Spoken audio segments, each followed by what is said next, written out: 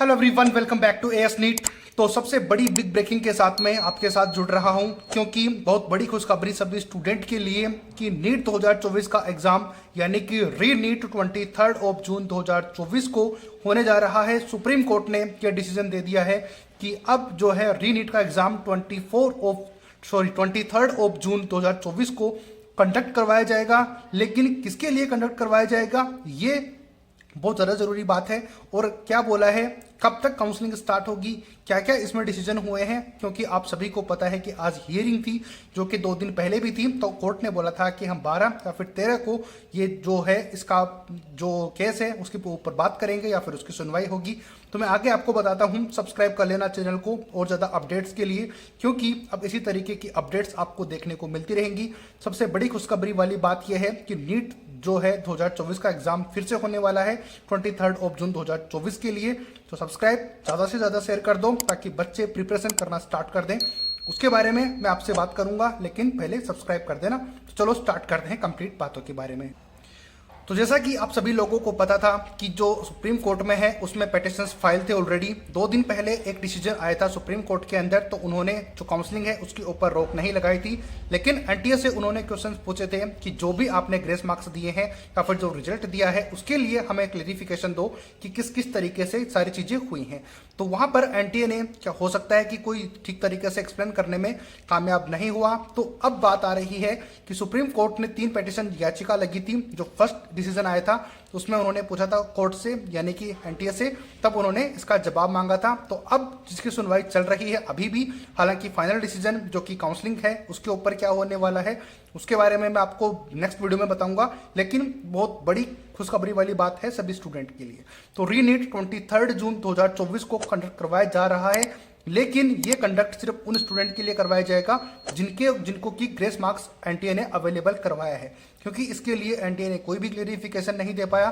तो अब उनके पास इसको दोबारा कंडक्ट करवाना यानी कि 1563 स्टूडेंट, अब मैं थोड़ा सा आगे आपको दिखाता हूं फिर बताता हूं। तो अब सुप्रीम कोर्ट ने ऑर्डर दे दिए हैं कि 1563 स्टूडेंट जिनको की ग्रेस मार्क्स मिले थे यानी कि उनको जो है कंपनसेटरी मार्क्स दिए गए थे, उनको दोबारा रीनेट का एग्जाम देना पड़ेगा, जो कि 23 जून 2024 को इनका पेपर होने वाला है। आज 13 जून हो गई है, यानी कि एग्जैक्ट 10 डेज के बाद में इनको एग्जाम अपना लिखना है। डेट है 23 जून 2024।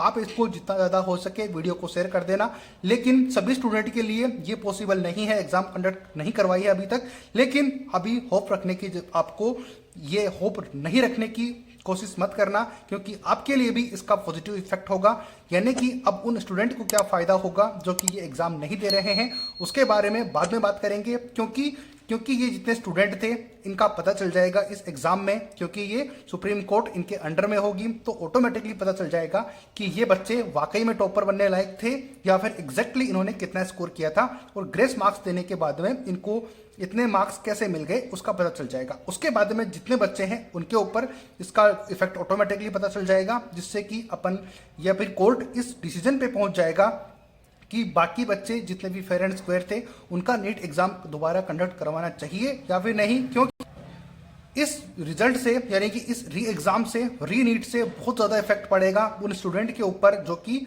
एकदम फेयर एंड स्क्वायर तरीके से किए थे। तो यहाँ पर अगर सब कुछ उसी तरीके से कंडक्ट होता है, यानी कि इतने मार्क्स इन स्टूडेंट के आते हैं जिसकी वजह से इनको ग्रेस मार्क्स देने के बाद में भी अगर 720 या फिर उतना स्कोर अचीव होता है जिस वजह से इतने ज़्यादा स्टूडेंट इफेक्टेड हुए हैं, तो फिर सारा सब कुछ वैसा ही रहेगा जैसा कि अभी है। लेकिन अगर कुछ ना कुछ वहाँ पर इफेक्टेड मिलता है या फिर ये बच्चे उतना स्कोर नहीं कर पाते जितना कि अभी स्कोर इन्होंने किया है, तो फिर आप सभी के लिए रीनीट फिर से पॉसिबल हो जाएगी, सभी स्टूडेंट के लिए ऑल ओवर इंडिया के अंदर। लेकिन फिलहाल अभी बात यही है, नई इन्फॉर्मेशन। काउंसलिंग के बारे में मैं आपको बाद में बताऊंगा, लेकिन अभी काउंसलिंग भी पॉसिबल नहीं हो सकती, ये बात आप कंफर्म रख के चल लो, क्योंकि पहले अब इन बच्चों का एग्जाम होगा, उसके बाद में क्या डिसीजन होगा वो बाद में बात करेंगे। तो लेटेस्ट अपडेट अभी के लिए यही है कि सुप्रीम कोर्ट ने ऑर्डर दिए हैं एनटीए को कि इन बच्चों के जो कि 1563 स्टूडेंट हैं, जो कि हमें उन्होंने बताया नहीं था कि कौन से थे, तो अब एनटीए को इनको फाइंड आउट करना पड़ेगा कि ये 1563 स्टूडेंट कौन से थे, और इनकी दोबारा से एग्जाम होगी और उसके बाद में अपन आपको बताते रहेंगे। चैनल को सब्सक्राइब करके रख लो ताकि आपको इसी तरीके की अपडेट्स और आपके नीट के बेसिस के ऊपर या फिर नीट्स के रिगार्डिंग और मेडिकल फील्ड से रिगार्डिंग आपको सारी इन्फॉर्मेशन मिल पाए। तो आई होप कि आपको समझ में आ गया होगा। इन्फॉर्मेशन कैसी लगी आप मुझे कमेंट करके जरूर बताना। इससे क्या इम्पैक्ट होगा वो भी अगर आप बताना चाहते हो तो मुझे बता देना, बाकी मैं आने वाले वीडियोस में आपको कंफर्म कर दूंगा। सब्सक्राइब शेयर ज़्यादा से ज़्यादा कर देना, आपसे यही रिक्वेस्ट है, तो सभी बच्चों को इन्फॉर्मेशन मिल पाए। मिलते हैं नए अपडेट के साथ। जय हिंद, जय भारत।